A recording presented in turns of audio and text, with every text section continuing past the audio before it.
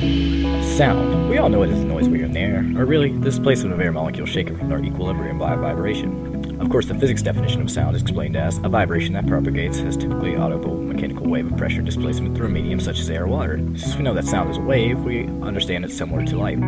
The difference is being that light does not need a medium to travel through and is much faster. Light is also a transverse wave, while sound, on the other hand, is longitudinal. That explains why there's light in space, but not sound.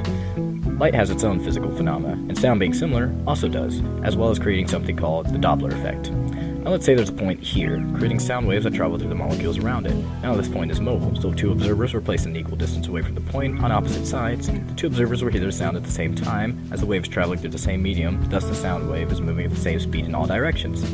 But now, if the point were to start moving to the left, closer to observer 2, the time it would take for the waves to reach observer 2 would take less time than it would take to reach observer 1. Thus, observer 2 would hear a cluster of more waves as they reach him faster than observer 1, which in turn, observer 2 would experience a higher frequency sound, increasing the pitch of the sound the observer hears. While observer 2 is experiencing a higher pitched sound, observer 1 will experience a lower pitched sound because the waves are taking longer to reach observer 1 because observer 1 is further away from the point emitting the sound. To summarize the Doppler effect, it is the change in wavelength and frequency caused by the movement of an observer relative to the source. A common example of the Doppler effect is when you're walking down the sidewalk and you hear the sound of a car driving by. As the car travels towards you, the sound waves being emitted will increase in frequency, making you experience a higher pitched sound, and while the car is driving away, the waves being emitted will decrease in frequency, making you experience a lower pitched sound. This is due to your position relative to the mobile sound being emitted.